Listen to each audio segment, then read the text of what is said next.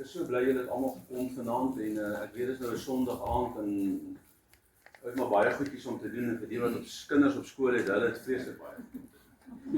So Jan doen sê nou vir my nie, hy moet eens die dogtertjie gaan aflaai iewers, nou ek weet hoe werk dit gaan altyd so. Daar gebeur goed en 'n ou hardloop rond om die kinders goed deurgevoer te kry. So die tyd is maar beperk, maar baie dankie dat julle gekom het almal. Nou jare terug het ek so in die jaar voor 2000 het ek 'n koninkryksreeks geskryf wat ons in mentorgroep verband aangebied het. Vir baie jare en dit is vandag nog oralste in die land gebruik ouens die toerusting om klein groepe toe te ris. En ek het so 'n paar jaar terug het ek die aanslag 'n bietjie verander wat ons vanaand vir julle oorsig gaan gee, ons gaan net 'n inleiding doen. En dan gaan ons volgende week van daar af volstroom in die proses ingaan. So baie welkom almal wat ek nou nog nie regtig ken nie. Ek is Henry. Dit is heeltemal goed genoeg. Ek kom noem net wat jy wil. Maar welkom julle almal. Dis 'n klomp ouens hier uit die ooste uit. Ek het gesien hulle parkeer die verste. Ja, en dis 'n ander een wat van die ooste afkom en hy so ordentlik, hy wil nie met sy bakkie oor die gras ry nie. Maar wat hy nie verstaan nie is dat die Toyota tractor die gras hoor nie. So, ek weet nie wat se ding maak so nie, seker die alarm. Hoor julle net so vir kennisname, ons gaan volgende week by die saal hier langs op die hoek by mekaar kom. Dis in die kinderkerksaal. Ek verhuur die hele kerkkompleks uit aan 'n kerkgenootskap. En ek het Vrydag eintlik daar wil gaan voorberei, maar dit het verskriklik gereën hierso en toe sien ek hoe daar is nie genoeg stoele en goed daar nie. En omdat dit so gereën het, wil ek nie nou nog sukkel om stoele van die kerk af aan te ry hierdie kant toe nie. So ek gaan dit volgende week sal ek dit dat Martha my gou help om alles daar reg te kry, dan sal ons daar by mekaar kom. Dit is nie so lekker cozy soos hier nie. Ek wil nie eintlik interfereer met hierdie ouens doen en laat nie, want jy weet hulle betaal op hier en ek is nou bang hulle is dalk so 'n bietjie oorsensitief daaroor. Glo nie hulle sal wees nie, maar die pastoor wat eintlik aanvanklik hier by my gehuur het, is in die jare verby is oorlede. Nou, pastoor Ernst van Rensburg, hy was Ernst van Rooyen. Hy was die moderator van die PPK kerk en toe hy op 65, of die ouderdom 65 kom, toe moes hy nou volgens konstitusie afgaan en jy moet jou gemeente oorgee en hy was moderator vir baie lank en hy moes dit afgee. En toe het hy nie 'n ander inkomste nie, want ek weet nie of julle weet hoe werk predikante nie, hulle werk net 4 ure in 'n week so, die res van die tyd doen hulle niks, so hulle kan nie regtig geld belê vir die einde oudheid nie, vir hulle ou dag nie. Maar in 'n geval, hy toe nou weet met 'n genootskap begin en hulle het uiteindelik hier opgeëindig en hierdie kerk gebou tot vandag toe nog gebruik, hulle sal dink ek 8 jaar of wat ek al nie betrokke is. So ek hoop dat ons uiteindelik self maar die werk van die Here het my geroep, hy het my eintlik opdrag gegee om hierdie grond te koop met 'n skrif wat ek die dag toe ek die aanbod op hierdie grond moes maak, het ek na die Here toe gaan 2 daai môre. Ek het 'n pragtige huis gehad in Nina Park reg langs die berg. Hierdie man wat hier sit is 'n goeie argitek, soos jy huis wil teken dat hy dit vir jou doen, hy is briljant. Uiteraard, dit was een van die mooiste huise in die hele kompleks gewees, wat die Here vir ons gegee het. En ons het net besluit as my kind hoërskool toe gaan ons hierdie kant toe beweeg en ons het hier kom kyk en ek weet nie hoekom met my vrou en my kinders gekarring oor 'n plot nie. Hulle gesê hoor julle wil my werk gee en ek is nie meer so jonk nie, maar nou ja, ek het op die ou einde het ek die werk gekry. Maar daai oggend gee die Here my 'n skrif in Micha 2 vers 10 en hy sê staan op. Trek van hierdie plek al weg want hierdie is nie die plek vir jou is nie. En dan sê hy en hulle sal deur jou en hy sê 'n oorblyfsel van Jakob. Nou Jakob is Bethel en ek staan my kerk aan die ander kant en Amanda se staan op Bethel. So Bethel en Jakob is hand aan hand. En hy sê 'n oorblyfsel van Jakob sal deur die poort in en uittrek. Nou julle, ek weet nie of julle gesien het nie, hier's 'n poort hier langs aan. En wat meer noemenswaardig is alles, weet my hart is vir herlewing in hierdie stad. Ek het so baie jare vir herlewing gebid. En dit is asof die Here die laaste tyd my opwek om terug te gaan in hierdie hele proses in.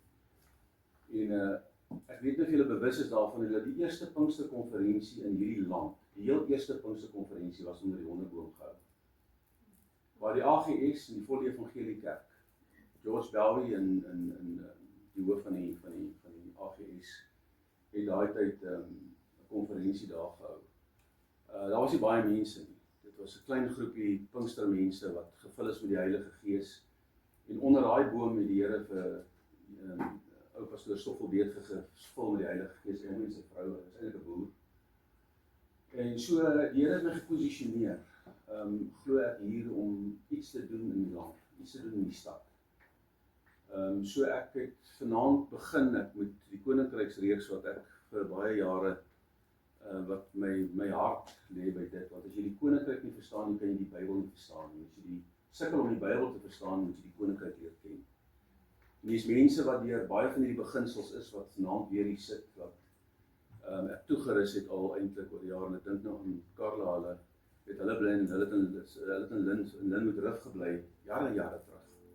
En ons het 'n mentorgroep in daai huis begin. En ek het 'n klomp mense opgelaai van hier af en saamgery elke week. En een van die ouens was 'n woeste alkoholist.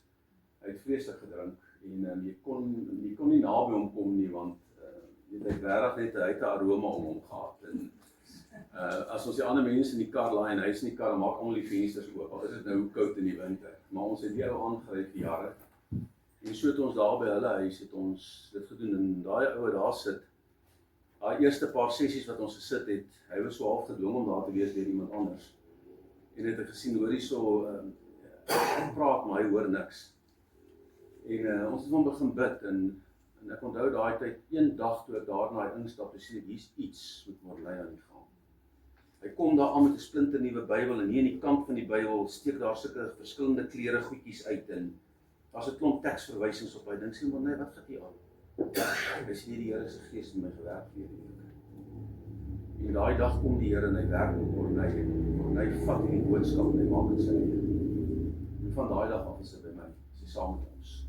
So hulle is ook vanaand hier, so hulle kom uit pad van Waverley af, so hierdie hele klomp hierso, is die mootouens, so hulle wil die reën bring. Ek weet nie of die ooste die reën bring nie, want hulle weet nie of hulle genoeg bid nie, maar die ouens in die noorde bid te min. So, maar in elk geval baie welkom almal van julle. Ek hoop julle gaan 'n geseënde tyd saam met my hê en eintlik saam met die Here. En ek wil vir jou van die begin af sê, hierdie is 'n oop platform. Jy kan met enige tyd stop of jy sê, hoor jy nou praat jy nonsens. Enige tyd. Dan gaan ek vir jou sê baie dankie. Kom ons kyk na die nonsens wat ek gepraat het. En as die nonsens wat ek gepraat het bietjie beter is as die nonsens wat jy wil praat, dan kan ons dit uitsorteer. En as jy 'n beter plan het as ek, dan vat ek jou plan. So mens moet nooit in die woord van die Here so wees nie. Want die woord is oop. En die woord is skerper as 'n tweesnydende swaard. Jy sal 'n skrif lees en jy gaan oor hom lees en oor 2 maande lees jy dieselfde skrif en dan skielik maak die Here vir jou iets anders oop binne in daai skrif.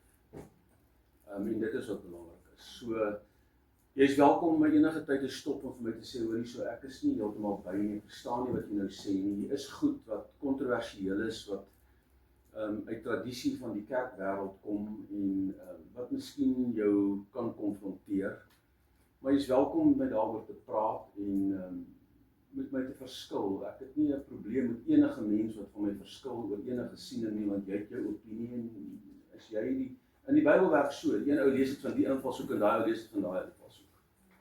En dit is hoe dit werk. Jy weet, ek wil net 'n voorbeeld gee. Ek praat met 'n mediese dokter in hierdie week en hy gebruik die hele ouderlingsscenario en hy sê die Bybel sê dit moet 'n man van 1 vrou wees. Jy het ons nou daai gedeelte gelees. Ek sê okay, maar dit is heeltemal absoluut reg so, maar wat verstaan jy onder 1 vrou? Hy sê die ou moet net 1 vrou hê. Hierdie ou mag nooit geskei wees nie met 1 vrou. Ek sê okay, maar nou wil ek jou sê in die Midde-Ooste, ek was daar. Ek was in Sirië, ek was in Egipte. Ek was in daai Arabiese lande gewees. Ek het in Damaskus letterlik in die huis waar Paulus weer gesien het en waarop hom gebid het vir die Heilige Gees was in daai huis. Ek was in Reguitstraat. Ek het my oë daar oopgemaak die oggend nadat hulle ons verskriklik getormenteer het toe ons op die lughawe beland het. En toe kom ek agter dat hierdie mense wat daar is, hulle het nie 1 vrou nie. Hulle het sommer 6 vrouens. Nou julle, ek is bly daai reël geld nie vir ons mense in Suid-Afrika nie, want ek meen 1 vrou en jy moet 6 hê. Ek kan net dink. Jy weet, jy gaan absoluut jy gaan die hele dag gaan jy besig hou word. Jy dink aan een ding en elke aparte een ding aan 7 ander goed en as jy nog 6 sê, maal met 7 is 42 verskillende gedagtes, so jy gaan absoluut suffer. So daai en as jy net na daai punt kyk, 'n man van 1 vrou, is dit 'n man wat 1 vrou het of is dit 'n man wat net 1 vrou het en nie 7 ander vrouens het nie? Verstaan jy? So en ek weet die oomblik is dit ek sê vir die dokter, ek weet jy al aan gedink. Nee, hy het nie. Ek sê ook ek dink 'n bietjie daaraan ook. So wat sê daai skrif? Ons weet nie presies nie.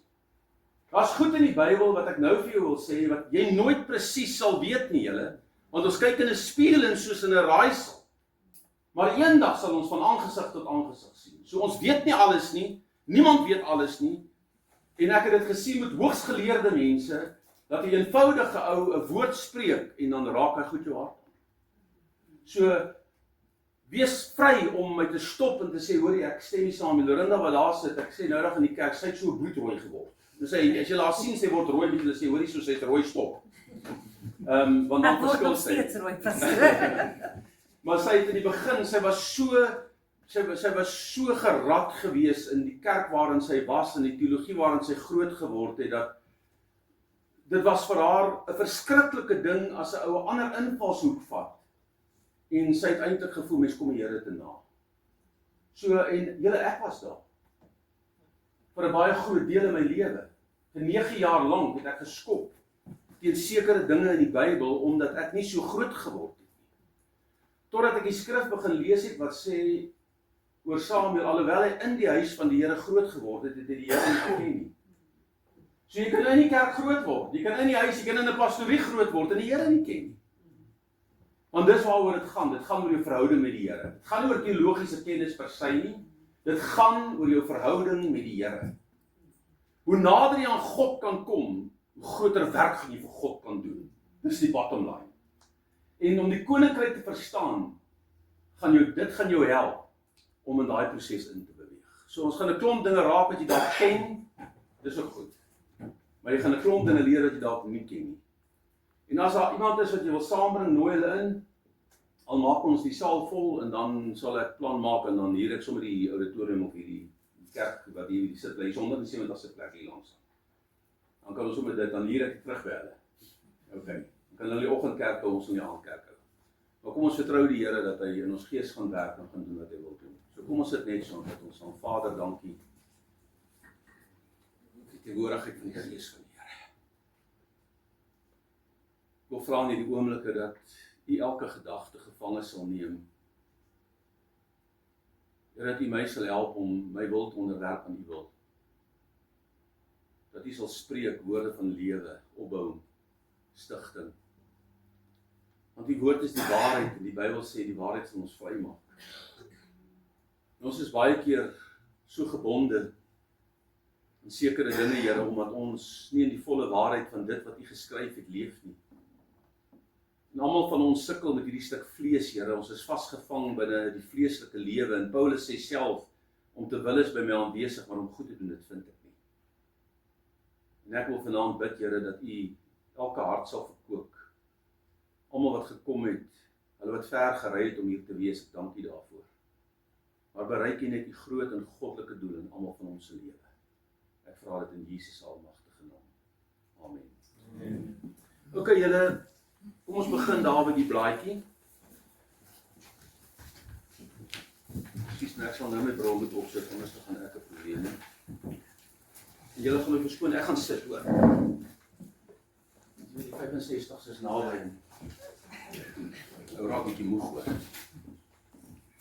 Alraai julle. Nou soos ek vir julle nou gesê het, hierdie is net 'n inleidende gedeelte. Ons wil nie as klomp mense wat nie kan wees vanaand het gevra, kan ons dit nie asseblief op Facebook sit of iewers daar op die YouTube wat hulle dit kan kry nie. So Cleon help ons vanaand net daarmee en ek hoop hy gaan regkom. So as die kamera julle nou pla, moet nie dat jy jou te veel pla nie. Okay, alright julle. Goed, so dis eintlik maar terwille van hulle wat ons dan ook so net hierdie hele geleentheid afneem. Alright, kom ons begin daar op bladsy 2 en ons sal later kyk na hierdie prentjie op die buiteblad. Die eerste ding wat ons moet begryp vanaand is dat disippelskap, as ons praat van disippelskap, Dit is nie 'n program nie. Ek het baie keer, dan kom ek by, dan praat ek op die predikante forums, dan praat ons oor baie dinge en ons gesels met mense rondom, of van die pastore oor wat hulle aanbied in hulle kerk en hoe hulle nuwe lidmate hanteer en al die goed. En dan hoor ek dikwels dat ouens sê, weet jy, ons het 'n disipelskap program, en sê ek, okay, hoe lank is daai disipelskap? Dan weet hoe lank is daai program? En sê hulle vir ons, nee, dit is 2 Saterdae, dan is ons klaar, dit is soveel lesings en dan is ons klaar. Nou ek wil reguit vir julle sê dat disipelskap kan nooit 'n program wees nie. Disipelskap is 'n proses. Met ander woorde, dit is 'n leefwyse wat jy moet aanleer deur modellering. Jy moet konstant toegerus word binne die konteks van God se woord om 'n ware disipel te wees. Ek meen, die leermeester van alle leermeesters, Jesus Christus, vat 3 jaar om sy disipels toe te rus. En aan die einde van daai toerusting, dan slaap hulle nog steeds terwyl hy in die nood is en hy moet bid. Okay? So, disipelskap loop jy 'n pad. Dis nie 'n ding wat net oor nag gaan gebeur nie. Jy tree toe tot die koninkryk van God, en dan volg jy Christus en jy kom agter hom aan, maar in daai proses is daar 'n klomp dinge wat in jou lewe gebeur, in my lewe gebeur, wat ons moet verstaan. So disipelskap is 'n ding wat kom oor tyd. Dis 'n ding wat ek my lewe eintlik aflê, en ek het vanmôre baie ernstig daaroor gepreek, dat ek moet minder word, maar Christus meer. En om dit te kan regkry, is nie net sommer so simsalabim en dan is dit daar in my lewe nie. Want ek weet nie of julle agtergekom het nie, hierdie body wil nie saamwerk nie. Hierdie liggaam wil nie, as jy 2 uur in die môre wakker word, en jy's eintlik waarheid wakker, en jy kan eintlik opstaan om te gaan bid, dan sê jou brein vir jou, hoor, jy was nog nooit so moeg soos jy nou is nie. Okay? Moet asseblief nie opstaan nie. Want jy gaan nou moet werk, en dan gaan jy baie moeg wees. En dan wat doen jy? Jy lê in die bed. Nou het ek al baie gehoor, dan sê hulle vir, hoorie nie, ek word wakker, dan lê ek sommer net so, dan bid ek. Nee, jy kan seker so bid, maar staan maar op. Okay, koop die tyd uit. Hoekom? Want hierdie vlees begeer teen die gees, en die gees begeer teen die vlees. Daar's 'n geveg, 'n konstante geveg in ons geestelike lewe tussen hierdie eie ek en die wil van God. En dit gaan al wees tot aan die einde, wanneer jy jou laaste asem uitblaas, gaan daai geveg daar wees. So moenie te bekommerd wees as jy sukkel en as jy stryd het en al hierdie goed gebeur nie. Al wat jy moet doen is fokus vorentoe. Maak seker jy loop vorentoe. Maak seker jy bly by God. Maak seker jy bly naby die Here, en maak seker sy woord kry 'n vaste plek in jou hart. Want hoe meer woord jy in jou hart begin kry, hoe kragtiger gaan jy na vorentoe kan kom. Want ek het in my lewe gesien, mense wat sukkel om geestelik te groei, is mense wat nie genoeg woord in hulle hart het nie. En die Bybel is nie 'n maklike boek om te verstaan nie. So ons moet letterlik die Bybel vat en dit lees en dit lees en dit lees, en die Here vra, Here, wys my wat wil U met my deel. Al wys die Here vir jou, weet jy gaan baie keer 'n hoofstuk deurlees, dan gaan jy 1 vers kry, en daai 1 vers gaan 'n impak op jou maak, en dan moet jy daai vers vat, en jy loop met daai vers, en die Bybel praat van, jy moet dit mediteer. Nou mediteer, ek praat nie van die oosterse meditasie nie. Ek praat van mediteer beteken in Afrikaans plain kom en oordink die woord. Met ander woorde, laat daai woord in jou hart leef, laat daai woord in jou gedagte leef, laat daai woord elke dag naby jou is. Julle, dis hoe ons voorberei om te preek.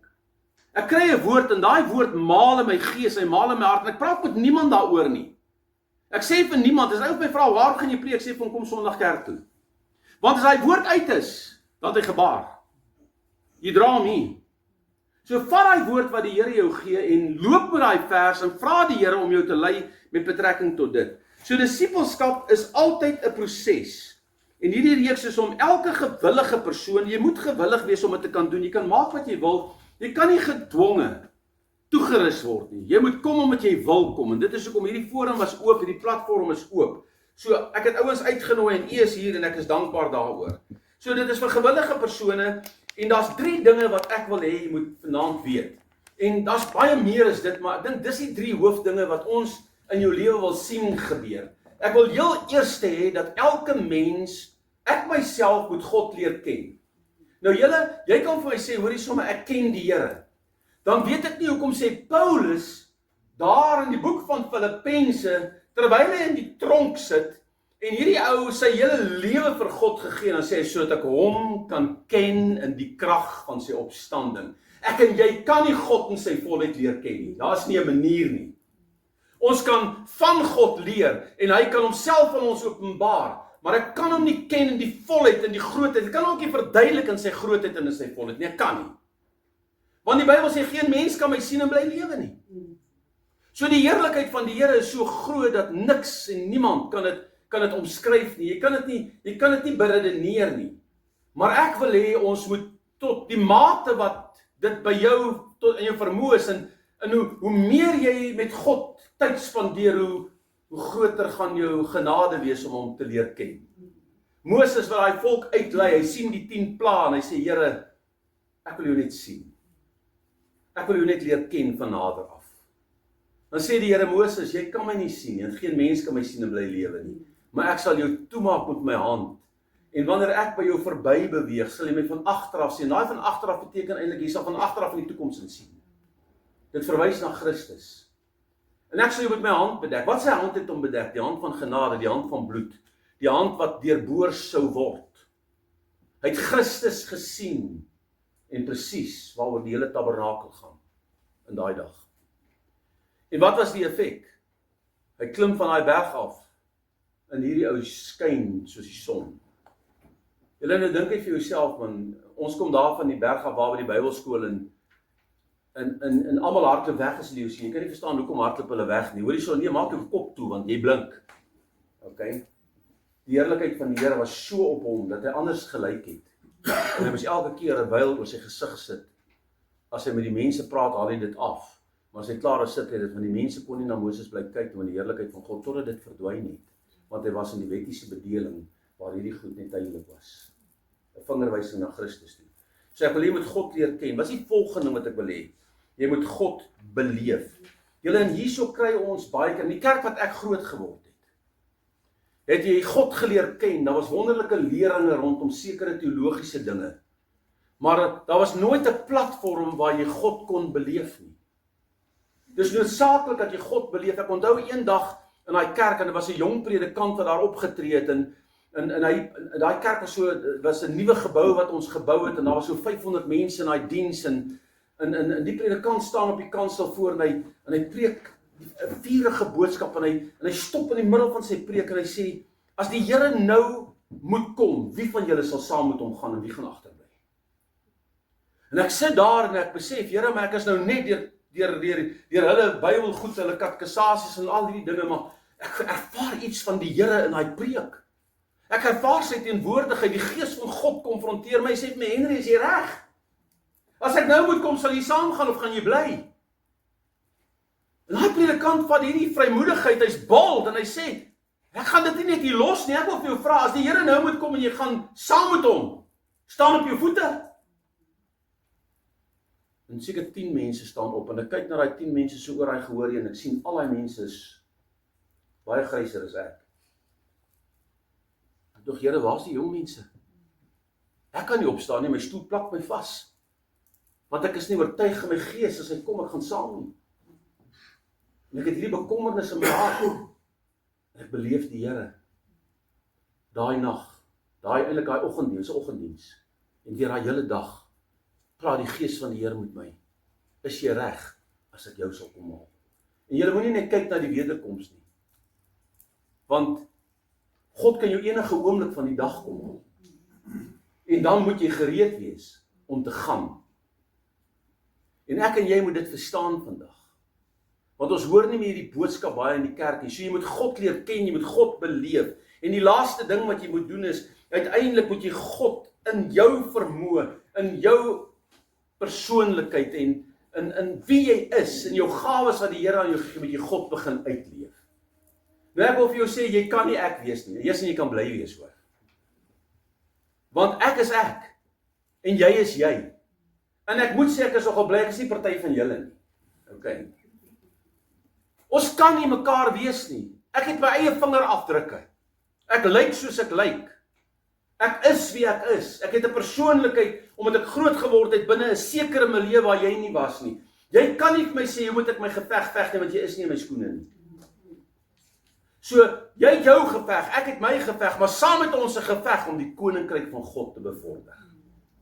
So ek wil hê jy moet God leer ken, ek wil hê jy moet God beleef, en ek wil hê jy moet aan die einde van jou dag moet jy uitstap en ek moet iets vir die Here doen. Ek wil met 'n man kan praat en ek kan sien God werk in sy hart. Ek wil sien hoe dat hy omdraai. 'n Boemelaar staan voor my toe ek nog 'n restaurant in Sunnyside gehad het jare gelede. Stap hy in en hy's ongeskeer en hy's vuil en hy kom na my toe en hy vra vir geld en ek help die persoon. Dis in die hartjie van die winter, dis yskoud en sy tande klap op mekaar en die Here sê vir my, trek uit jou trui en gee dit vir hom. Ek trek my trui uit en ek gee dit vir hom en ons gee vir hom kos en sê sit daar en eet en dan kan jy gaan. Ek sê maar as jy môreoggend, was 'n Sondag aand. As jy môreoggend hier is, dan sal ek jou inskryf by 'n plek. Ek vra, wil jy regkom? Hy wil regkom. Ek sê maar jy sal moet gaan vir rehabilitasie. Nee, hy is bereid om te gaan. Ek sê môre hier is, dan sal ek sorg dat jy by so 'n plek uitkom. Die personeel lag vir my. Hulle sê nee, Maruti, jy gaan hom nooit weer sien nie. Hy het jou trui, hy's poe. Ek sê, right. Ek los dit en ek begin bid. Ek wil sê hy moet 8 uur daar wees. 8 uur kom hy nie. Nou klop hulle so my op my skouer, al die werkers, want ek het klomp werkers gehad. Sê hy anties my, hoor hierso, Maruti, ek het jou gesê, hy's weg. Jy gaan nie kom nie. 9 uur, sien ek het raak so donker al by die stap jy ou in. Nou ken julle hierdie ou skooltassies, dit was so harde karton tassietjie, so soetkeis dingetjie, hy's net so groot, kom hier in met so tassietjie in sy hand. Die baard is so half geskeer, want ek kan sien hy daar by die rivier, en die apies gaan probeer skeer, in een of ander manier, maar hy probeer, en die hare is gekam met so lekker kuif, wat so half agteroor lê, baie olierag, maar hy's daar.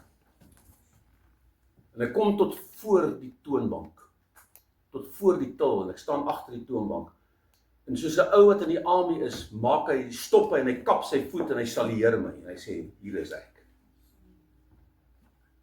Ek het hom 'n pad geloop, ek het hom vir baie maande huis toe gevat, ek het hom ingeskryf by 'n plek, en die Here het my voorsien, ek moet God uitleef, ek moet 'n verskil in iemand se lewe maak, en ek kan dit alleen doen as ek God ken, as ek God beleef, so dit wat in my is, dat ek dit iemand kan leer.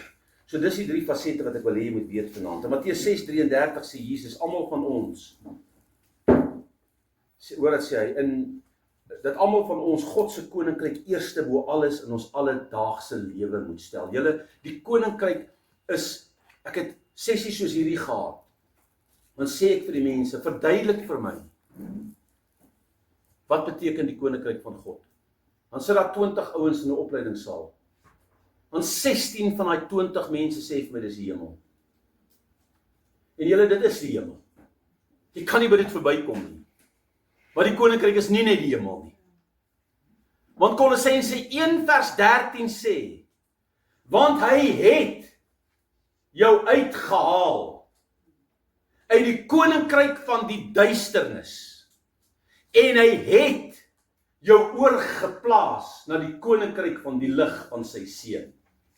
Nou wat beteken die woordjie het? Hy het dit klaar gedoen. So ek sien nie uit net na 'n hemel nie. Want hy sê, laat u koninkryk kom, soos in die hemel. Wat sê hy dan?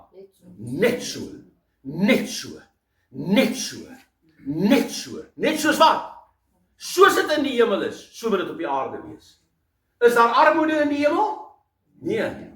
Is daar krankhede in die hemel? Nee. Is daar onmin in die hemel? Is daar stryd in die hemel? So wat sê Jesus? Wat daarbo is, behoort hier te wees. En ek en jy moet die koninkryk soek, ons moet hierdie dinge soek, 'n deel van ons lewe maak, sodat God sy heerlikheid op aarde kan openbaar. En ek gaan volgende week intens met julle praat oor hierdie goed, die volgende 2-3 weke, dat julle die koninkryk kan verstaan en waaroor dit gaan. Soos God sê, soek eers die koninkryk. Hoor my mooi. Dan sal al hierdie alledaagse dinge, wat ons gebedslysies vul, nou dis nou nie julle se nie, dis net myne. Ons het so 'n Pick n Pay lysie wat ek opstel as ek bid. Ons kan niks anders bid nie, is behalwe give me, give me, give me. Okay? Help my, help my, help my. Gee my, gee my, gee my. Onderneem vir my, onderneem vir my, onderneem vir my. Was baie meer as dit. So ons moet vanaand snap, dat die woord van die Here kom en hy sê, soek eers God se koninkryk, stel dit hoogste prioriteit in jou lewe, dan sal al hierdie ander dinge, wat ek en jy nodig het, vir jou bygevoeg word. Hoe gaan dit werk? Ek weet nie, maar God is by magte. God is binne vermoë. En ek weet nie of jy iemand vanaand sit wat kan sê, hoor hierso, ek weet nie tot vandag toe hoe ek deurkom nie, maar elke maand help die Here my om deur te kom. Ek weet nie hoe ek hierdie krankheid gaan dra nie, maar elke maand dra die Here my deur hierdie krankheid, wat ook al die geval maar. Is daar so iemand hier? Hier sit mense hier wat hulle goeie werke gelos het om besighede te begin. Dan bel hulle my en sê hulle, hoor jy, ek is benoud. Ek weet nie of ek dit moet doen nie. Dan hoor ek daarna, hulle vas en bid. Hoekom? Want hulle vra die Here. En as jy God betrokke maak, is niks vir jou onmoontlik nie. Dan sal die Here voor jou uittrek. Die Here sal onderneem. Die Here sal vir jou genade gee. Hoekom? Want jy stel hom eerste in jou lewe. So die koninkryk moet eerste kom in ons lewe, dan sal die Here al hierdie ander dinge byvoeg. Ons gaan later met jou praat oor wat is die koninkryk van God, hoe dit presies werk.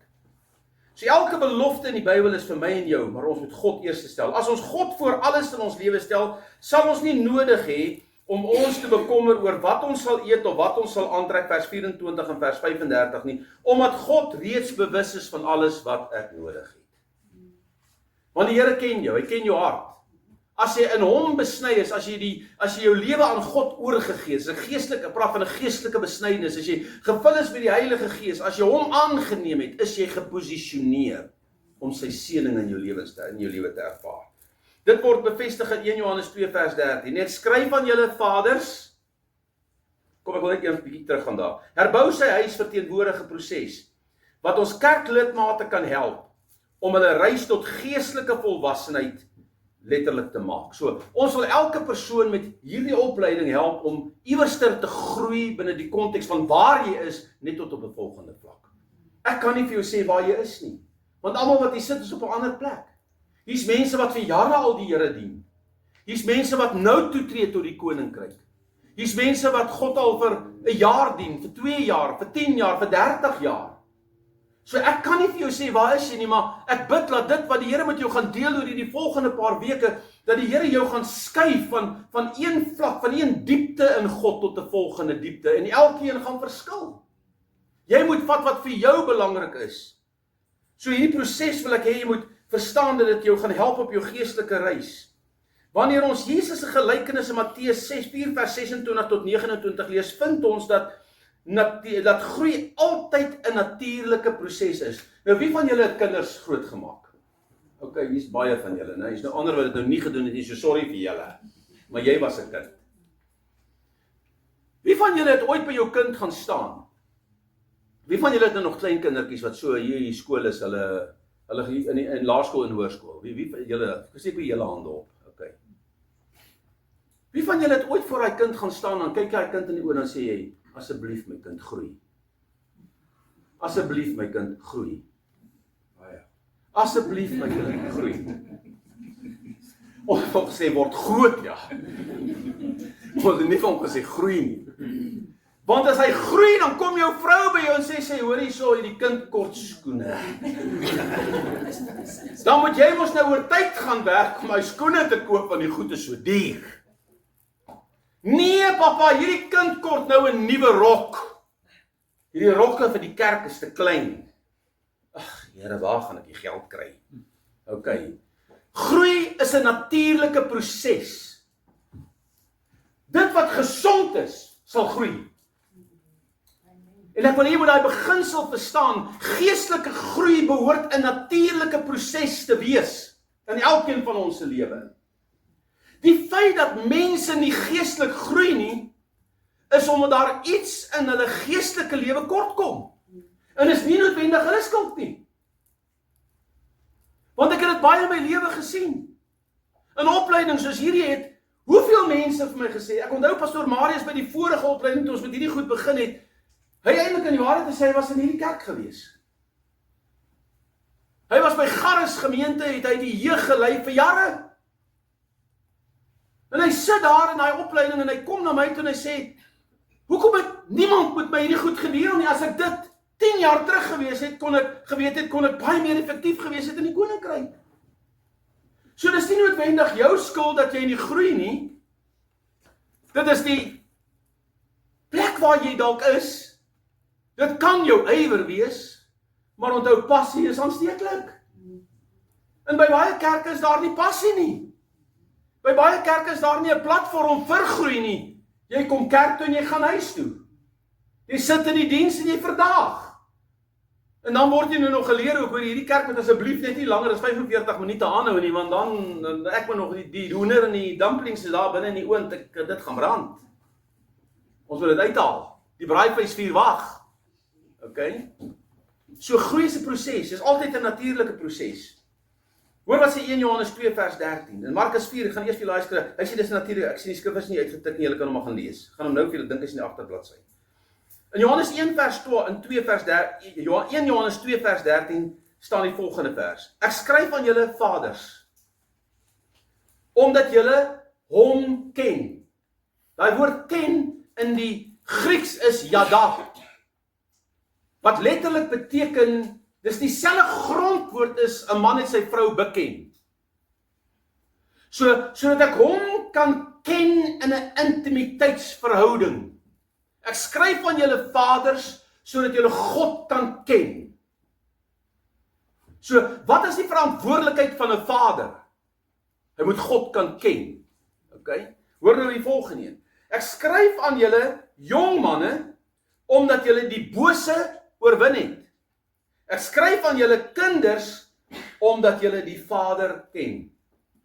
So, hier's 3 fasette hier.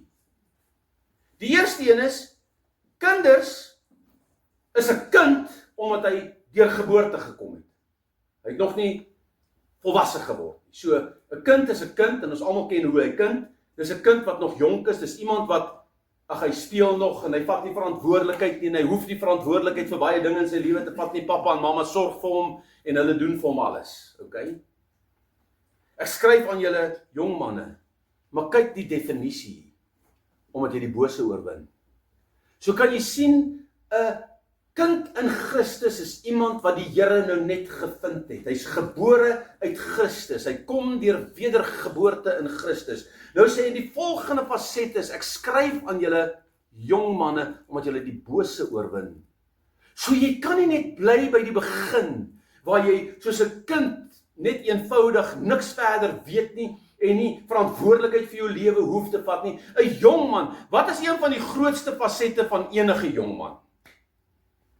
Want hy begin lekker ryk. Vir wat? Kom aan, vir wat? Hier sit ons nou 'n paar hier. Ek lag so daar by die kerk is 'n ander jong man. En iemand sê nou, hoor het julle daai jong man gesien? Ek sê nee, hoekom? Ek het hom gesien, maar wat wil julle hê moes ek gesien het? Hy sê nee, het julle gesien, hy het nou 'n ander, hy het nou 'n meisie. Ek sê so waar? Okay? Prys die Here, ek is bly vir sy pad. Hulle sê, ek sê, maar hoe weet jy dit? Hy sê, jy is so blind. Hy sê, kyk hoe loop hy by die kerk en hy is regop. Hy's mooi aangetrek. Hy sê, as jy daar by die deur inkom, hier waar ons agter die toonbank staan, ons ryk hom man. Hoekom? Want 'n jong man begin verantwoordelikheid vat om 'n vrou te vat. Want hier in sy agterkop wil hy kinders hê. Okay? Ek wil nie dit te hard vir hulle sê nie, hoor. So maar kan jy sien die faset, die verskillende vlakke, die kind waarin hy hardloop, hy speel. Hierdie kind het nie 'n verantwoordelikheidsin nie, maar 'n jong man begin verantwoordelikheid vir sy lewe vat. Hy begin die sonde in sy lewe oorwin. Hy begin letterlik 'n werk kry. Hy begin homself posisioneer om volwasse te word sodat hy vir 'n gesin kan sorg. En dan kom hy by die Vader sodat ek hom kan ken. Die Vaders ken die Here. Hy kan as hy gesin toe gaan en sê, so sê die Here. Hy laat sy gesin bid. Hy bring sy gesin by God uit. Hy vat sy gesin saam, sodat ek hom kan ken. Hoekom? Dit is wat ons manne behoort te doen. Hy is verantwoordelik nie net vir homself nie, nou is hy verantwoordelik vir die mense om hom. Hy is verantwoordelik dat sy kinders by God sal uitkom. Hy is verantwoordelik dat sy jong seuns en sy jong dogters die Here sal vind en verantwoordelikheid vir hulle lewe sal vat. Ek skryf aan julle jongmanne, kinders en vaders. Hier sit verskillende vlakke vanaand hier. Hier's kinders in die Here. Hier's jongmanne in die Here. Maar hier's ook vaders in die Here. Mense wat 'n pad geloop het, dat hy weet. As God met hom praat, dis die Here. Daai dag, toe ek hierdie grond gekoop het, sê ek vir my vrou, ek het die hele aanbod ingevul. Ek sê vir my vrou, ek is bang. Ek is bang om hierdie geld uit te gee wat ek hier moet uitgee. Ek gaan die Here gee met daai skrif. Daai oggend voordat hulle almal werk te gaan trek, hulle nader. En ek sê ek het 9 ure afspraak. Ek sien hierdie vrou, hierdie agent. En dis die woord wat die Here my gegee het. Staan op, trek hier vandaan weg, want hierdie is nie die plek van jou rus nie. En ek sal die deurbeker vir jou uitstuur. En die koning sal agter hom loop en God heel vooraan. Ek weet nie ons dit gaan maak nie, ek weet nie ons dit gaan doen nie. Al wat ek weet is die Here sê vanmôre, die oorblysel van Jakob sal deur die poort in en uittrek. Hulle sal kom van alle kante om te doen wat God hier wil doen. En ek het gemoedsrus. En ek sit by die agent 9 uur daai môre. Ek sê vir haar, ek wil net vir jou sê wat het vanmôre 2 uur gebeur. En ek quoteer hy skrif. Hy vrou steek al 2 arms so uit. Sy sê, kyk hoe staan my hare. My hele lyf staan regop weens die teenwoordigheid van die Here. Toe beleef sy God en sy glorie. En ek sê vir haar, gaan terug na die verkoper toe en sê vir hom, ek het 'n aanbod, dis of ja of nee. Dis wat God vir my gegee het en dis wat hy gesê het. Sy bel hom, sy sê, hy sê aanvaar aanbod. Ek bid 5 jaar vir die regte ou vir hierdie grond. En daai man is die regte man. Die wonderwerke gebeur en Ivo sal weet, dis nou Winna wat daar sit. Sy het al die goed gereël, finansiëel. Dan bel sy my en sê, jy weet wat het God nou gedoen nie. Dis net 'n wonderwerk. Hy het voor my uit begin trek. En hy moet elke maand nou nog verskriklik voor my uittrek hoor. Maar ek weet God wil iets doen, hy wil hier iets doen. En ek weet dit het iets te doen met ons land. En dis hoekom ek hier is, en julle hier is, om in te koop in dit, en uiteindelik gaan ons daarby uitkom. Glo ek God gaan doen wat hy wil doen in Suid-Afrika. Die natuurlike proses, Markus 4 is hy skryf, en hy het gesê, so is die koninkryk van God, soos wanneer 'n mens die saad in die grond gooi, en hy gaan slaap en hy staan op nag en dag, en die saad spruit uit en word groot, hoe weet hy self nie? Want van self bring die aarde vrug voort, eers 'n halm, dan 'n aar, dan die volle koring in die aar. En wanneer die vrug dit toelaat, steek hy die sekel dadelik in, omdat die oes daar is. Ek is eintlik 'n opgeleide landboukundige. Dis my nering. Ek was 13 jaar in landbou. Ek het na die tyd eers bediening toe gegaan, toe God my geroep het. En die laaste 6 jaar van my werk in landbou, het God my op saadproduksie gesit. So ek verstaan hoe werk 'n hardskalige saad.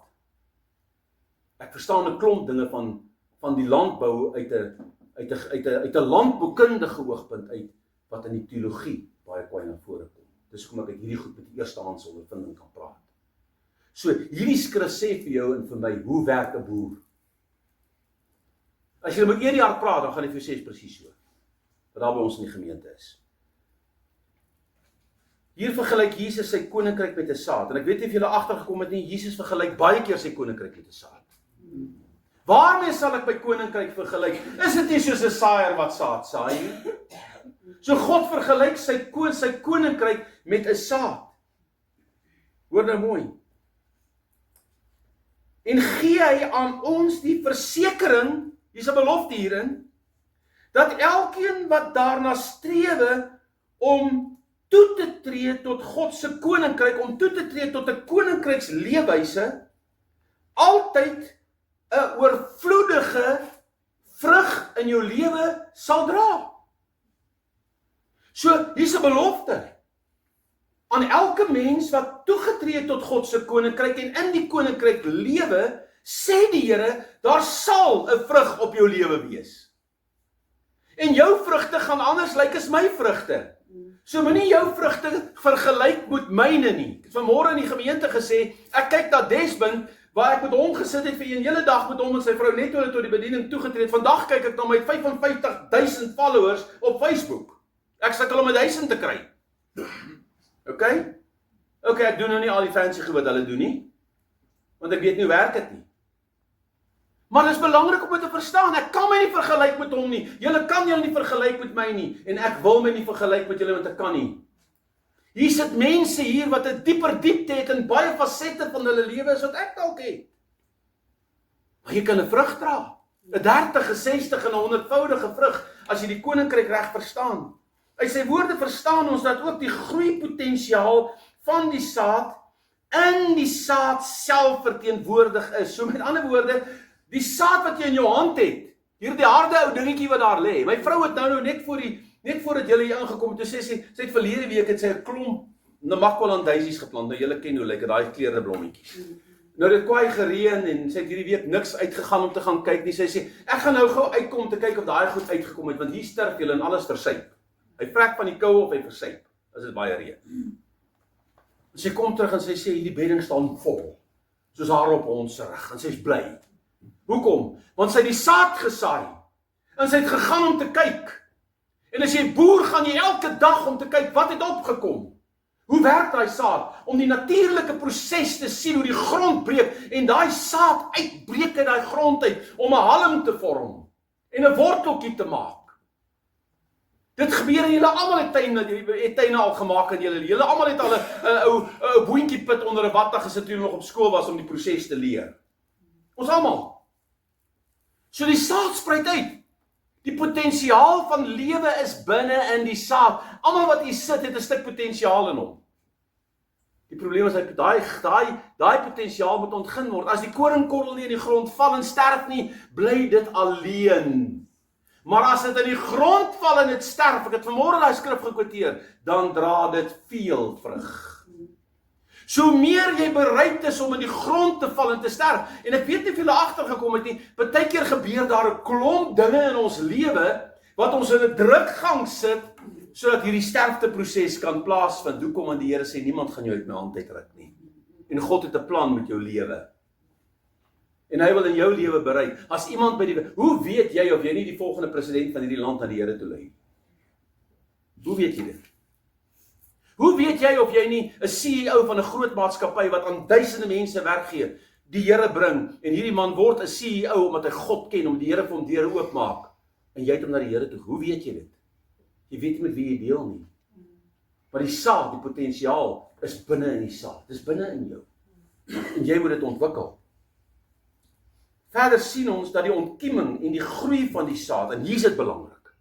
So met ander woorde, die potensiaal is in die saad, maar die ontkieming en die groei van die saad sal afhang van eksterne faktore waarin daardie saad lê.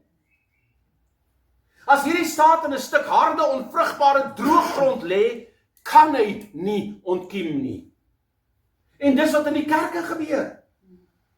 Daar's nie 'n plek waar die saad in die grond val nie.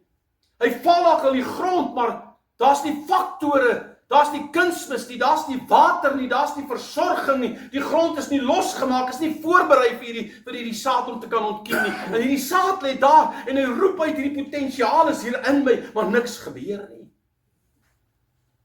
Soos we dit verstaan. Hierdie groeiproses wil plaasvind, maar hierdie eksterne faktore beperk jou. En ek wil hê jy moet so 'n bietjie kyk na daai prentjie al langs aan. Wat sien jy daar? En net so vir die wis en die onwis, daai is koring, as jy dit nie geweet het nie.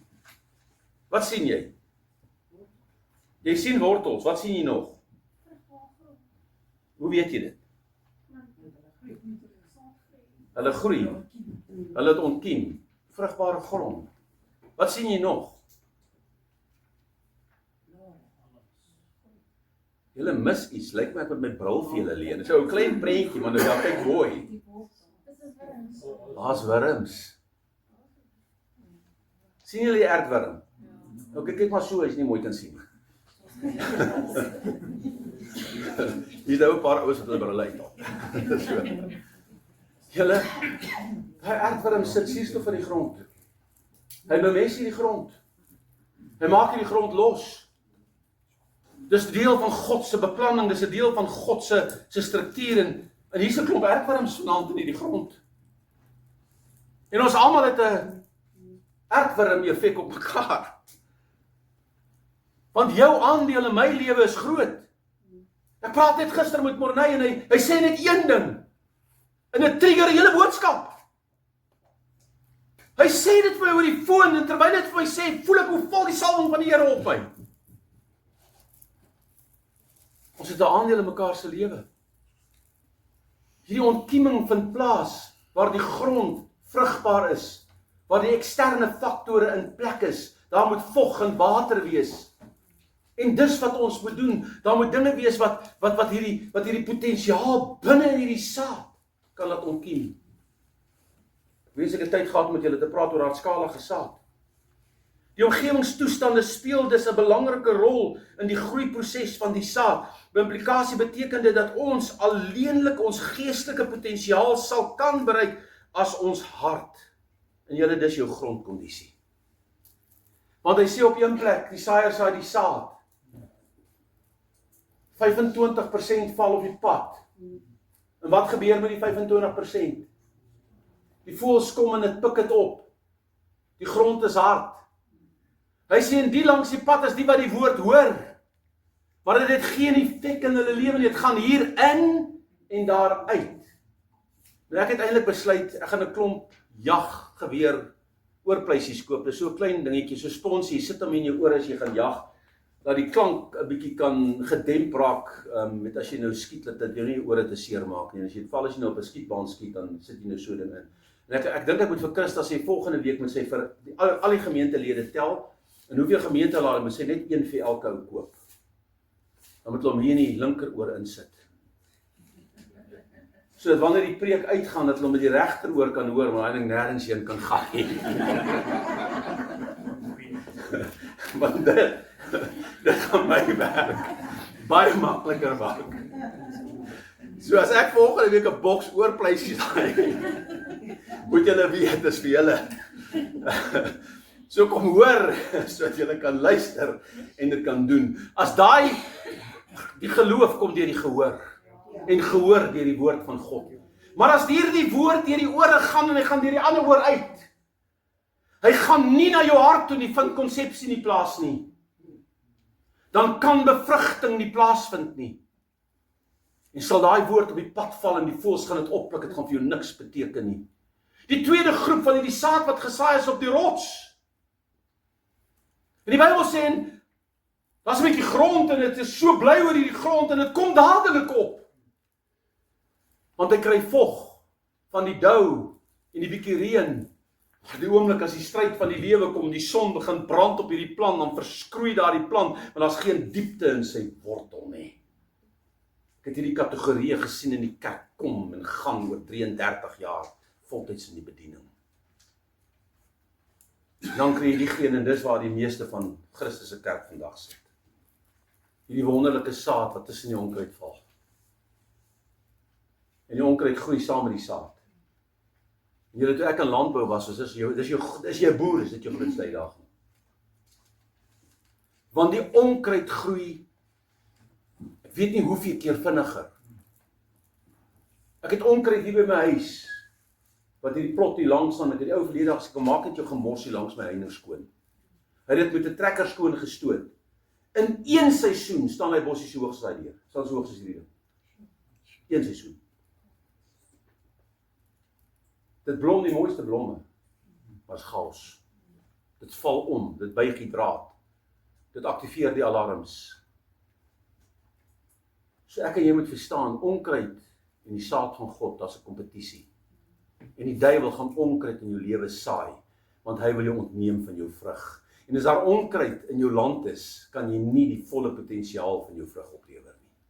Want hy gebruik halfte van die water, of dalk meer. Die sonlig onderdruk hy. En as jy nie sonlig kry nie, het jy al gesien as 'n boom, loop jy onder op die plon, en kyk jy daar waar die doringbome groei. As boontjies, hulle so dun, maar hy's hoog. Hoekom? Want hy het een doel voor ek moet bo uitkom. Hy probeer son kry. As geen dikte in sy stam nie, as die wind kom en waai hy om. So luister mooi kind van die Here, jou grondtoestande moet reg wees. In die natuur kan geen saad sy volle oes oplewer indien die grondtoestande droog en arm in voedingsstowwe is nie. Wanneer hierdie voedingsstowwe egter optimaal in plek is, sal die saad van self. Nou julle, sien ek het vir jou 'n woordjie in hakies gesit. Wat beteken die woord van self? Dis spontaan. So die groei van 'n saad, die groei van jou potensiaal sal spontaan gebeur as die leierskap van die kerk net die platform skep sodat jy kan groei. Hoor julle wat ek sê?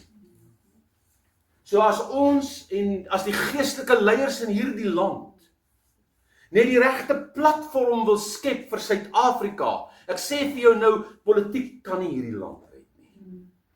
Ons het God nodig. Maar die geestelike leiers snap dit nie.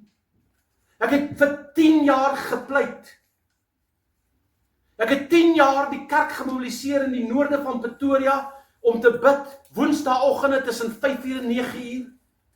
Dat hulle net by God kan uitkom. Dat ons vir die Here kan vra wat moet ons doen. Een oomblik van God se heerlikheid in Pretoria sal genoeg wees om hierdie stad te red. Maar ons kom nie albei uit nie. So luister mooi, want die potensiaal is in die saad. Om hierdie doel te bereik, het ons 'n koninkryksproses ontwikkel waaraan, en ek sê nie is 'n volmaakte proses nie, dis 'n poging. Okay?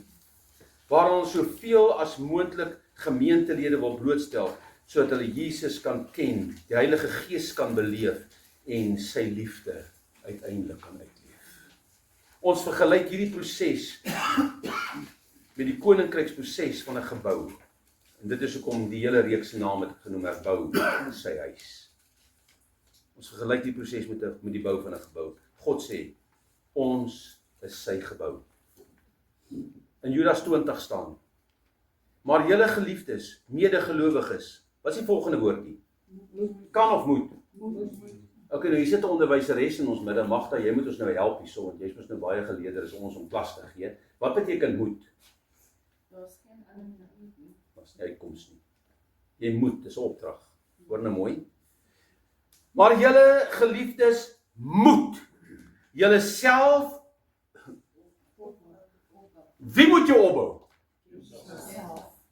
Nee, kom aan, wie? Ek kan jou nie opbou nie. Ek kan jou net, ek het so baie, ek jou nie toerus. Tot opbou. Maar jy moet jouself opbou. Hoe? Met jou verhouding met die Here. En ek sê weer, hoe nader jy aan God kom, hoe kragtiger gaan die Here jou gebruik. En hoe meer gaan jy die Here ervaar. Maar julle geliefdes, moet julle self opbou in julle allerheiligste geloof en waar? En in die heilige, hy sê hoe? En in die Heilige Gees bid. Okay? So met ander woorde, hoe bou jy jouself op? Jy moet in die Heilige Gees begin bid. Nou as jy met die charismatiese kerke praat, dan gaan hulle vir jou sê, hoor jy moet in tale bid. Nou dis heeltemal reg so in haar skrif vir dit. Maar ek wil jy moet verstaan, ek kan Afrikaans bid, dan kan ek in die Gees bid. Want ek bedien die preek in Afrikaans, maar ek is onder die Gees. So die Gees van die Here moet jou begelei om te bid. En as jy jou oor laat vat na tale toe, dan spreek jy in tale en jy bid in tale. En as jy in Afrikaans kom en jy voel die krag van die Gees oor jou, dan bid jy in Afrikaans. Moenie die goed in blokkies sit nie. Moenie dit op alleen beperk nie. Ek het hoeveel keer in my lewe gebed gebid. Dan bid ek in Afrikaans, want dit help net bid in 'n taal, want dan gaan die mense nie weer verstaan nie. En as ek klaar gebid en dan sien ek hoe vir die mense die trane van hulle gesigte af. Hoekom? Nie omdat ek so mooi gebed het nie. Nie omdat ek so oulik was nie. Nee, dis die teenwoordigheid van die Here wat in daai woorde is en hy sny in jou harte in. In elk geval sê die woord van die Here dat die woord van God is die swaard van die Gees. So hoe moet ek veg met die woord van God? Dis die swaard wat ek in my gebed moet gebruik. So wanneer jy bid, wanneer jy jouself moet opbou, begin in die Gees bid. In 1 Korintiërs 3:9 sê Paulus dat ons God se akker is en die gebou van God is en almal van ons geroep is as medewerkers in sy koninkryk. Nou julle kyk nou uit 'n landbouoogpunt uit. Hier's 'n klomp arbeiders op die groep op die plaas. Hier's 'n voorman. Hy sê vir hulle wat om te doen, dan sal die boer sê vir die voorman sê vir die werkers. En daai ouens is medewerkers binne in daai akker om uiteindelik die beste oes te kan laat oplewer. En ek en julle is medewerkers in God se akker. Ons moet saam met die Here werk. Kyk mooi. In 1 Petrus 2 rig Petrus 'n pleidooi tot elke wedergebore kind van God, waarin hy ons beveel, en laat julle ook soos wat? Lewende stene opbou tot watter ding? Tot 'n geestelike huis. 'n heilige priesterdom, om geestelike offers te bring wat aan God welgevallig is deur Jesus Christus. So jy mag na hierdie ou Mampara kyk. Dis wat hulle nou hierdie rooi stene noem. Hier staan baie van hulle op die plot. Het jy al gehoor van 'n Mampara? Nou ons Afrikaners, ek weet toe ons kinders was het, as jy nou regtig droog gemaak en dat jou ma en pa begin, jy's 'n regte Mampara. En daar op die plaas waar ek groot geword het ek baie gehoor dat die boere sê vir die werkers, jy's ook Mamparas. OK. Julle hoor mooi wat sê hierdie skrif. Jy's 'n steen wat lewe. Daai Mampara kan skeef wees. Daai Mampara kan donker wees, hy kan lig wees, hy kan dalk nie so sterk gebak wees soos die ander een nie. Maar hy het 'n plek wat hy ingebou word in die gebou van God om hy ruimte te vul. Jy lyk nie so mooi soos die ander ou nie. Jy's dalk nie so maar soos die volgende ou nie. Jy's dalk nie so vet soos ek nie. Maar jy's jou Mampara op jou eie. Jy moet ingebou word. En ek en jy moet dit verstaan. Daar waar jy ingebou word, raak jy aan iemand anders. En as 'n klomp, wat noem hulle, daga tussenin. En daai daga is God se liefde. Dis hoekom mense wat nie aan 'n gemeente behoort nie, het 'n probleem. Wat se daga is om jou steen? Want is daar wat ek skouers stuur. Dis daar wat julle my kwaad maak, wat ek nog steeds die vrug van die Here en ek moet jou nog steeds lief hê. En is daar wat ek jou kwaad maak en jy moet my ook maar lief hê. Moenie die gemeente verlaat nie. OK, en ek maak hulle kwaad hoor. Trap op hulle tone. Maar dit trap myne ook. So jy het 'n plek in die huis van die Here. Jy's 'n lewende steen in God se gebou. Met Petrus se woorde verstaan ons dat elkeen van ons self verantwoordelik is vir die opbouing van sy eie geloofslewe. God soek 'n geestelike huis en 'n koninklike priesterdom wat afgesonderd en heilig in hierdie teenswoordige wêreld leef. Julle, hoe gaan ons? Hoe gaan ons? Weet jy wat se ding maak so? Jy moet 'n alarm op ding wees. Hoe gaan ons ooit in ons lewe op 'n plek kom waar ek 'n verskil gaan maak in iemand anders se lewe as mense nie Christus in my sien nie? En dit sê nie ek en jy is volmaak nie. Want ek is nie. Ek sê altyd vir almal, praat met almal om my.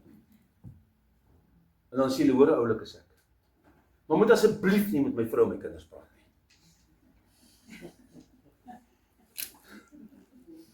Dis nie julle nie, dis net ek.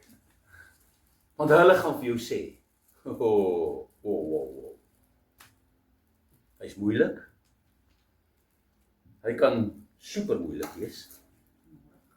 Hy's so. Hy kan ons aanjaag. Hy probeer altyd voorkomend optree en sê hou die hek toe dat die honde nie uitgaan nie en dit irriteer almal. Hulle gaan my foute vir jou dadelik kan sê. So ons sit met foute. En om 'n eerlike waarheid te sê, ek worry nie oor jou foute nie. Ek het nog nooit gefokus op iemand se swakhede nie. Want as ek net jou krag kan sien, as ek net jou sterkpunt kan kry, kan ek iets met jou doen. Dan gaan ek jou help. Dan gaan ek jou kan oplig. Ons sit met hierdie stuk vlees wat my af wil trek. Maar moenie daarop heeltyd fokus nie. Vanmôre se preek gehoor, fokus op God. Want jou deur dit gaan vat en maak hom meer in jou lewe. OK. Hierdie is nie 'n nuwe gedagte of 'n konsep nie, maar 'n weerspieëling van God se begeerte om ons, my en jou, sy tempel te maak, waarin hy sy Heilige Gees kan laat woon. 1 Korintiërs 3:16 sê Paulus vra die volgende vraag. weet julle dan nie, dat julle 'n tempel van God is, en die Gees van God in julle woon nie. Julle, wat 'n voorreg, om te weet, en hierdie sin wat ek nou vir jou hier gee, is die kruks van die koninkryk. As jy hierdie skrif verstaan, en jy verstaan dit dalk nie vanaand heeltemal, maar jy gaan dit binne die volgende 2-3 weke verstaan. Want dit is die passerpunt waarom alles draai. Okay. Ons moet dus ons lewe so inrig, dat ek die plek, of die tempel kan word, waar God wil woon. In Johannes 7 vers 39 sien ons dat die Heilige Gees in die Ou Testament nie uitgestort was op alle gelowiges nie, maar dat God slegs sy Gees op individue uitgestort het waar dit nodig was.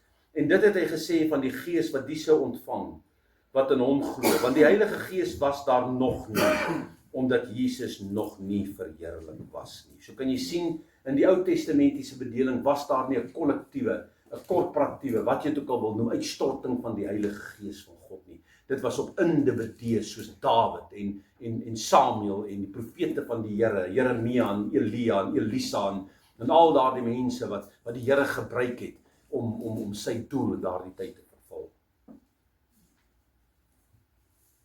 Vir hierdie rede beveel God Moses in Eksodus 25 vers 8 om vir hom 'n tabernakel te bou, omdat hy in die midde van sy volk wil woon. So kan jy sien, dis God se begeerte om in ons midde te woon.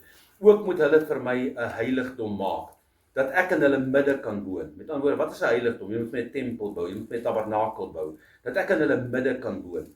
Volgens alles wat ek jou laat sien, die voorbeeld van die tabernakel en die voorbeeld van alles wat daarbij behoort, so moet julle dit maak. En eeue later word dit vervang deur die tempel wat Salomo vir die Here bou in 2 Kronieke 6 vers 2, waar Salomo die volgende woorde by die inwyding van die tempel bid. Hy sê, maar ek het vir my, hy verwys na God, hy sê, maar ek het vir u 'n woonhuis, of Salomo sê vir die Here, maar ek het vir u 'n woonhuis gebou, 'n vaste plek, vir u om ewig in te bly. Nou kom Jesus en hy sê, ek woon nie in 'n tempel, wat met hande gemaak is nie. Ek breek hierdie tempel, wat ek nou hier vir julle vertel. Hy kyk na die tempel en die argitektuur en die pragt en praal van die gebou, en die disippels sê vir hom, Here, kyk na die groot klippe wat hier uitgekap is, waarvan hierdie tempel gebou is, kyk na die goud en die mooiheid van alles wat jy hier sien. En kyk Jesus op en hy sê, ek breek die tempel af en in 3 dae rig ek hom weer op. En toe wil die Jode hom doodmaak. 47 jaar, of hoe lang, 48 jaar, hoe lang sê die Bybel daar, is aan hierdie tempel gebou, en u sal dit afbreek in 3 dae met oprig. Maar dat nie verstaan, sê die Bybel het gepraat van sy liggaam nie. So ek en jy moet vanaand weet, ons het die tempel van God geword, die gebou van die Here. En hierdie gebou het so 'n bietjie renovations nodig. Toe ek op hierdie plot kom, toe was die hele gebou rooi, mamparas. En ek het hom een kyk gegee, en daar is geen manier dat dit so lelik kan wees nie. Ek het nie klomp geld begroot om dit reg te maak nie, maar ek gaan alles in my vermoë doen om dit net te kry, dat dit 'n bietjie beter kan lyk. En ek het iemand ingebring, en ons het die gebou bietjie verander, net die buitekant, en sê, Here, dit maak dit net bietjie mooier. Want ek kon nie hier aankom, en ek bou 'n huis hieronder, en dit is wat ek wil bou, en die Here bly in so 'n huis nie. Maar die Here bly nie in hierdie huis nie. Om die eerlike waarheid te sê, na Azusa-straat, het hy die vrotste gebou gevat, dit was letterlik 'n plek wat 'n klomp grafsteenmakers 'n klomp goed in gedoen het. Aan die een kant, en die ander kant was dit 'n skrynwerkery, dit was ouens wat pale gemaak het. En die Here verkies daai gebou wat geen aansien gehad het nie. En hy vestig sy gees binne daai gebou. En dan en daar begin hulle bid. 'n ou vrotstuk struktuur, totdat die gees van die Here die hele Los Angeles bereik en uiteindelik die res van die wêreld. En ek weet nie of julle weet nie, dat Pinkster in hierdie land is 'n uitvloeisel van die Azusa-straat herlewing. Die name wat die AGS gestig het, en die name wat die volle evangelie kerk gestig het, sy name staan binne in die geskiedenisboeke van die Azusa-straat herlewing. Opgeskryf daar. En u en ek is vandag in 'n era wat God ons wil gebruik vir 'n tyd soos hierdie. Maar ek moet weet, om nader aan God te kom, om hom beter te leer ken, en om te begin uitleef. Ek wil my haas. Geen handgemaakte gebou kan God se volheid bevat nie, voor Christus se offer op Golgotha, vir elkeen van ons se sonde, hoor mooi, kon God sy gees nie weer na die mens toe terug laat kom nie. Na Adam verloor die teenwoordigheid van die Here, dis wat hy verloor. Hy verloor die gees van God. Daar in die tuin van Eden verloor hy die gees van die Here. In Handelinge 7 vers 48 roep Stefanus die eerste martelaar van Christus uit. En Salomo het 'n huis vir hom gebou. Maar die Allerhoogste woon nie in tempels wat met hande gemaak is nie, soos die profeet sê. Die hemel is my troon en die aarde die voetbank van my voete. Watter soort huis sal julle vir my bou, sê die Here? Of hoedanig is die plek van my rus, het my hand nie al hierdie dinge gemaak nie. Die enigste manier hoe God na die sondeval naby sy kinders kon kom, was om sy heerlikheid agter 'n voorhangsel in die tabernakel en die tempel te laat manifesteer. Want geen mens kan God sien. Het julle al die skrif gelees wat sê, en God wou in donkerte woon? Het julle al daai skrif gelees? Dit lyk teenstrydig, want God is lig. Het julle dit al weer al gelees? En God wil in donkerte woon. Okay, daar is ons so 2. Gaan lees dit maar daar in daai selfde skrif. 2 Korintiërs 6, 2 Kronieke 6, 5 en 6. Wat sê die Here daar? Wat bedoel hy by die donkerte?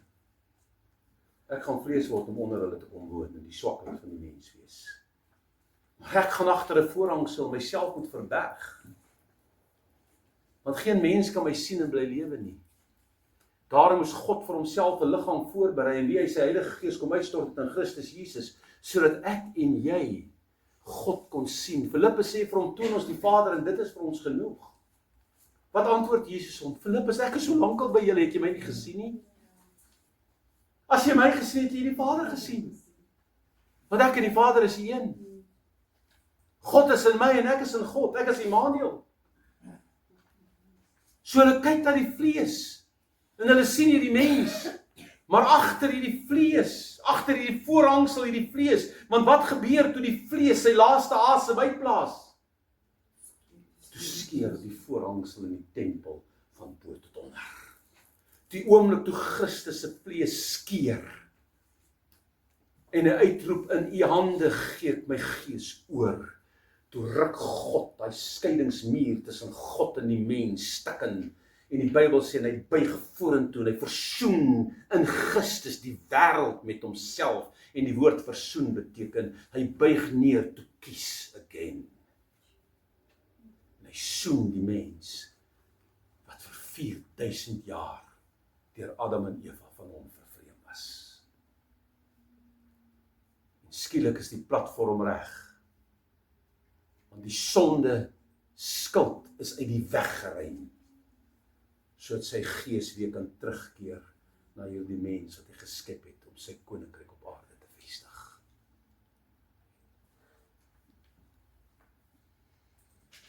Maar in Christus is hierdie voorhangsel weggeneem.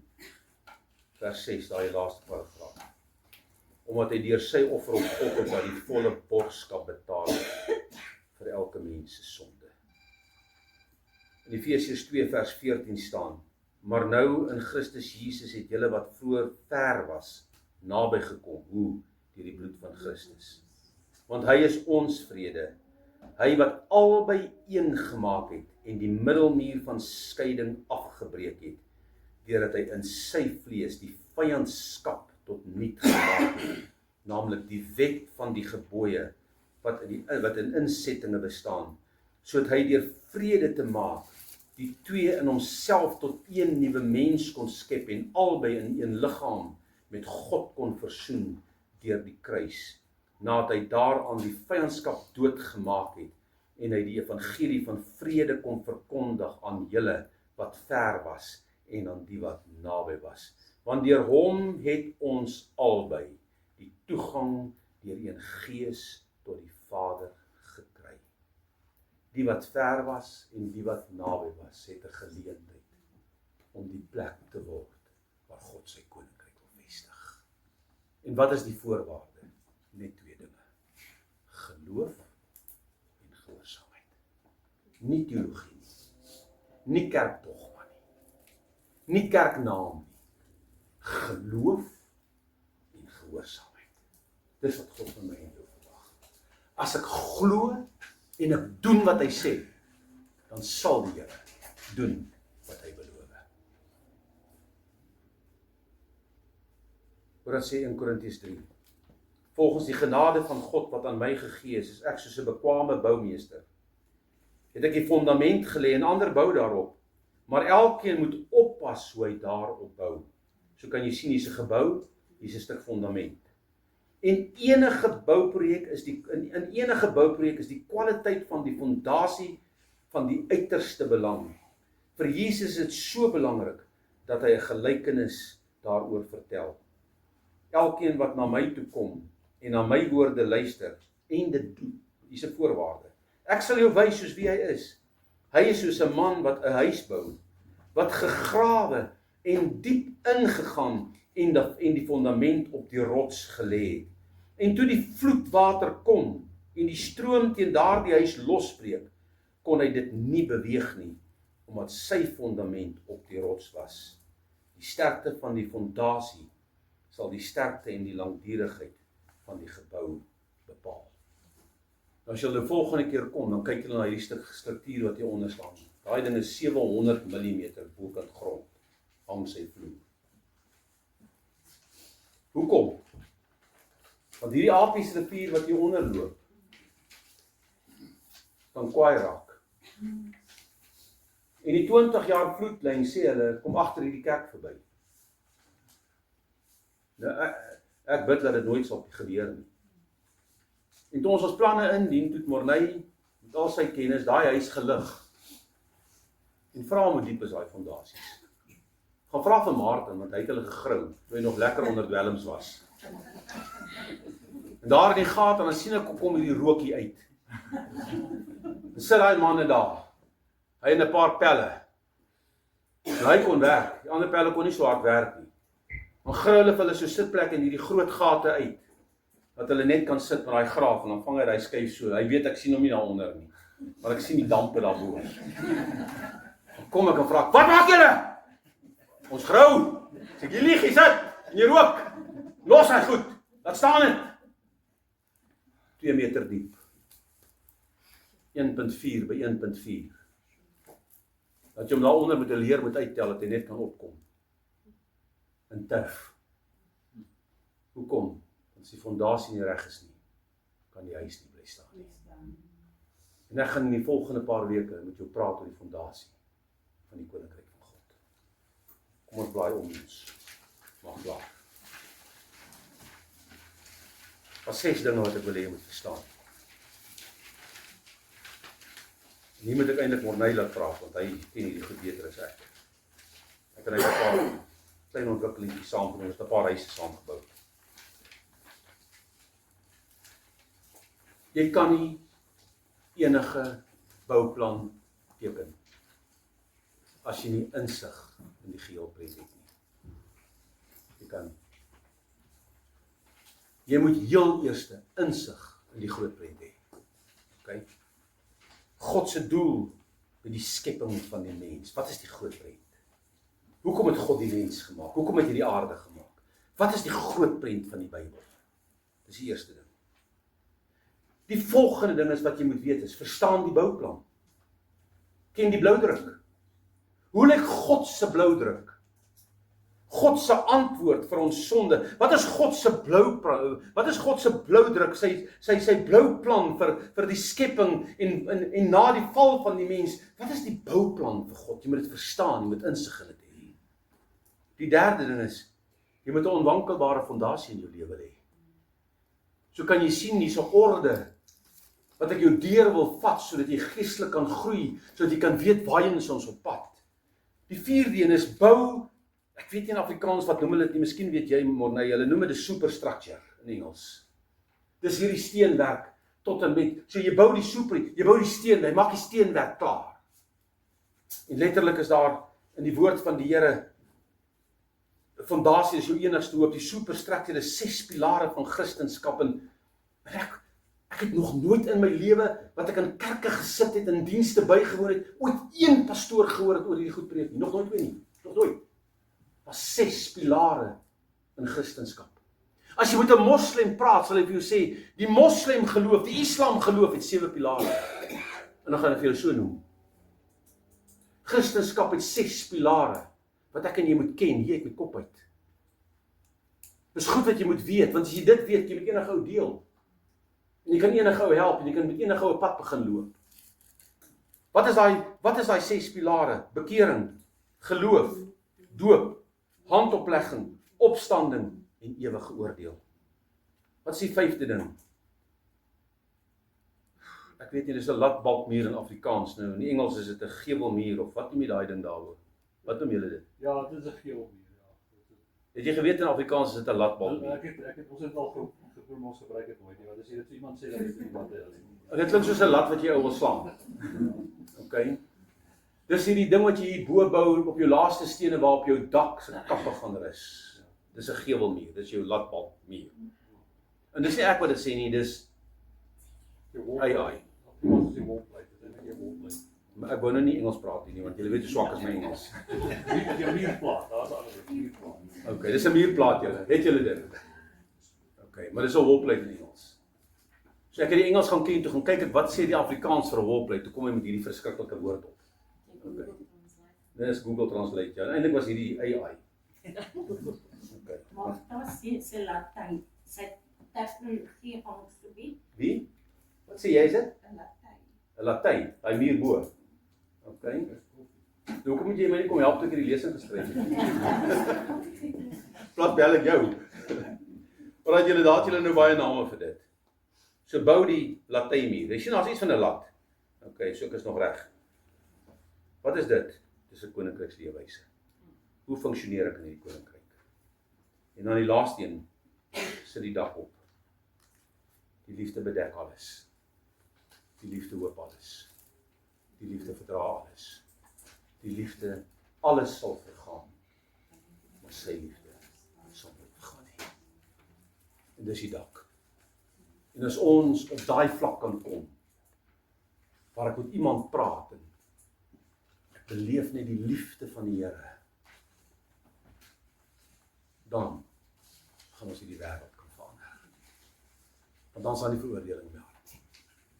Die taxi kan voor my inry, die liefde van die Here. Ek kan daar in die diens staan en hulle sit die plaatjie voor my neer en sê, hoor hierso, ek gaan nou op lunch en hulle haal die groot kosblik uit en hulle loop en ek het vir 'n uur lank aan die tou gestaan, sê ek die liefde van die Here. As ek daar by die stadsraad se hek kom en ek het tyd uitgekoop by die werk en ek ry soontoe om my water en ligte rekening te gaan uitsorteer en ek kom by die hek en hulle maak die hek toe en hulle sê aflyn, die liefde van die Here. OK. As ek daar kan kom, dan gaan ons 'n verskil in die land begin maak. En dit gaan nie maklik wees nie. Want glo my vry, hierdie liggaam se swakheid wil heers. So kom ons bou hierdie huis saam oor die volgende tyd. Vertrou die Here, hoe lank dit gaan vat, ek wil nie so sê hoe lank nie. Ek wil net loop soos die Here gaan. En ek weet daar's jy ou kan nie altyd hier wees nie. Chris het taak gesê as party sondaande wat hy werk, wat hy vlieg uit die land uit om goed te gaan doen in ander stede en dorpe in die land en ons verstaan dit. Maar dit wat jy mis, al die lesings is voluit uitgeskryf. Lees dit net deur. En nou wil ek sommer vir jou vra, Christa het my gesê as jy dit nie vra nie, gaan ek jou slaan môre. Elke lesing wat ek vir jou gee, hulle vra R50. As jy nie R50 het nie by all means, sê dit net, moet dit sê vir my, dit moet nie vir Christa dit sê. Want ek kan cover, sy kan nie cover vir dit. En sy is die finansiële beampte by die kerk. Julle sal kyk as jy na die koeldrank kyk. Ek sê, hoor, gee my die kaart, ek sal gaan koeldrank koop en alles wat ek nodig het. Sy sê, no way. Want jy gaan die duurste vrugtesap koop en jy gaan baie koeldrank koop en jy gaan die duurste koffie koop. Jy gaan espresso koop van wie ook al. En jy gaan bekers koop wat jy nie nou nodig het nie. en jy gaan die grootste polistireen koppies koop vir die koeldrank, dat ek het gaan koop, en toe wragtig tot hier aankom, toe sit 2 liters en 2 1 liter, sy het dit presies gaan uitwerk volgens daai koppie grootte, want sy wil nie geld mors nie. Ek mag dit nie hardop sê nie. Ons sal julle met hom kat, hoor. Sy weet dit, ek het al Vrydag gesê jy gaan dit doen. Want sy kom en lewe. Sy was my eerste bekering. Sy het saam met my by landbou gewerk. En toe word Dedery siek, haar dogter. En sy kom sien my in die restaurant, sy sê my Henry, wil nie asseblief kom bid in die hospitaal. En ek sê nie, ek gaan nie, vrou jy doen nie. Nie asseblief kom bid, ek sê nie, ek gaan nie, vrou jy doen nie. Sy pleit my, ek sê, hoekom moet ek gaan? Kom vrou jy doen nie, sy sê nie, want ek weet, die Here gaan jou hoor.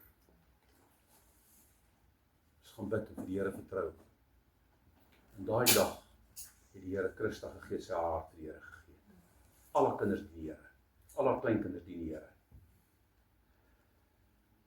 So ek en jy moet verstaan. Saad, ontkiem, beleef, leef het uit. Bou hierdie huis tot verheerliking van sy naam. Kom ons staan met ons.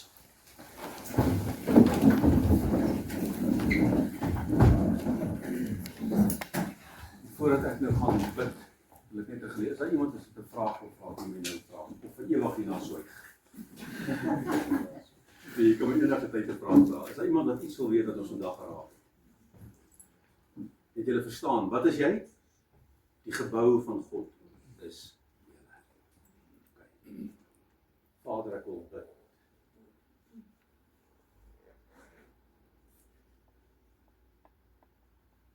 Dat die teenwoordigheid elke hart sal val. Dat ons U sal leer ken in die volheid van die grootheid. Dat ons U sal ervaar elke dag van ons lewe. Daar in ons besigheid, daar in ons huise, daar in die kantoor wat ek werk, daar waar ek in my kar ry, dat ek U teenwoordigheid sal ervaar. Hierdie is mense wat ek ken in hierdie saaltjie wat 'n harde pad in hulle lewe geloop het, seer gekry het, maar omdat hulle U ken, het U hulle opgetel. Want U maak ons nuut. En ek wil bid vanaand, Here, help ons om God se gebou te wees, 'n sieraad, soos die tempel van ouds wat U gekies het om U naam daar te laat woon. Dat wanneer die wêreld na my kyk, hulle by my werk, hulle om my, dat hulle nie my swakhede sal sien nie, maar hulle die Here se liefde in my sal ervaar en die krag van die Gees van God sal beleef. Arresteer ons hart en ons gedagtes in gehoorsaamheid aan U.